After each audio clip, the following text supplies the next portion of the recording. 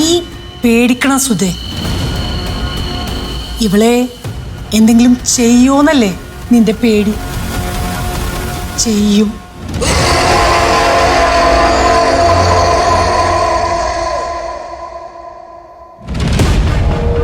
വക്കീലേ, ആ കേസ് നിങ്ങൾ വാദിക്കില്ലേ?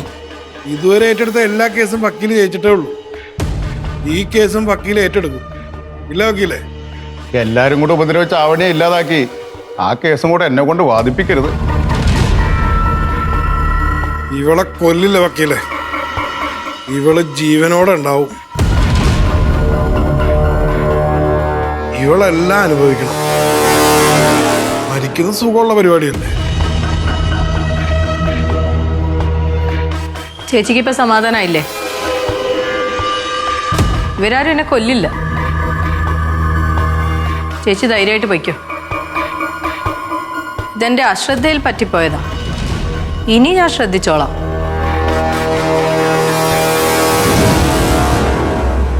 ഇത്രയും പേര് എതിരേക്കുമ്പോ ഏട്ടത്തിലൂടെ ഞാനെങ്കിലും വേണ്ടേ? ഞാൻ കൂടെയുണ്ട്.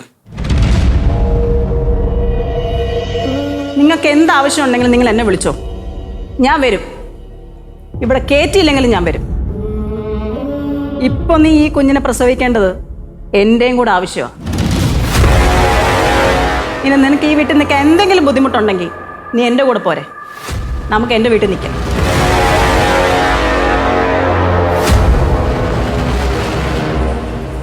നീ ഇപ്പൊ വാ, കുറച്ചേരം കിടക്കാം.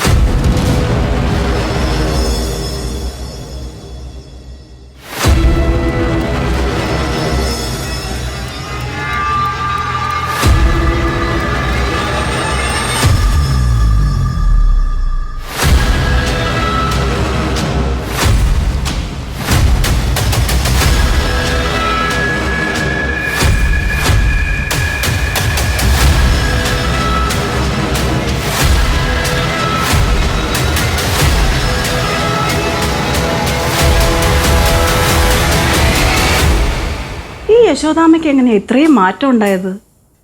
എന്തൊരു പാവമായിരുന്നു. അമ്മ ഇങ്ങനെ ആക്കിയത് എൻ്റെ ഭർത്താവ് തന്നെയാ. പക്ഷെ അമ്മ ഇങ്ങനെ മാറും ഞാൻ വിചാരിച്ചില്ലേ ചേച്ചി.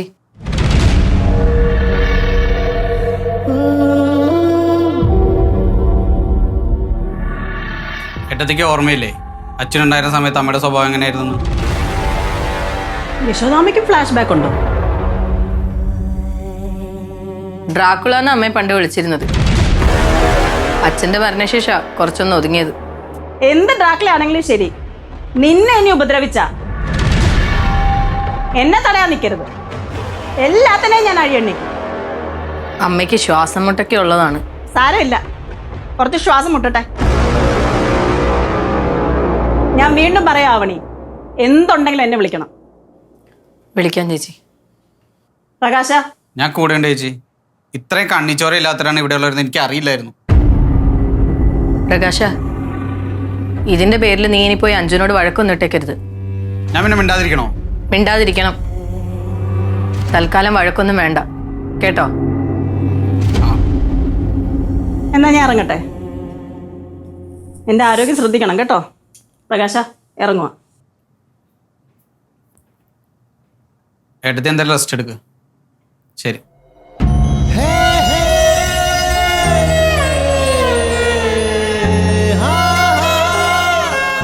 സ്ട്രോങ് ആയിട്ടിരിക്കണം കേട്ടോ. നിനക്ക് വേണ്ടി അമ്മ കഷ്ടപ്പെടുന്നത്.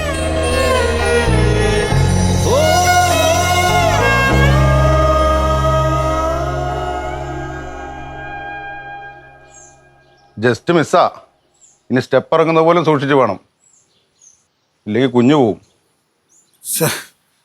ഇതുപോലെ ഇത്രയും നല്ലൊരു ചാൻസ് കിട്ടിയിട്ട് മിസ്സായി പോയല്ലേ.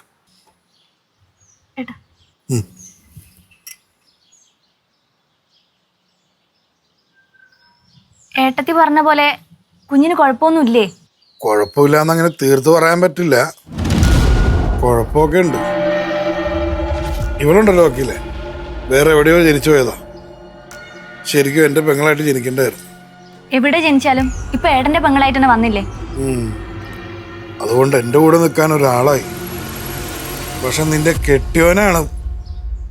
അതങ്ങനെ ആയിപ്പോയേട്ടാ, എന്ത് ചെയ്യാൻ പറ്റും? ദേ ഒരു കാര്യം ഞാൻ പറയാം, കുഞ്ഞിനെ ഇല്ലാതാക്കുന്നൊക്കെ കൊള്ളാം, അത് കേസിന് ഗുണം ചെയ്യും. പക്ഷെ ആവണിക്കൊന്നും പറ്റരുത്. അങ്ങനെയൊന്നും സംഭവിക്കില്ലെന്ന് അമ്മ വാക്ക് തന്നതല്ലേ? അമ്മ വാക്ക് തന്നു, പക്ഷെ ഞാൻ നിങ്ങളോടാ പറയുന്നത്.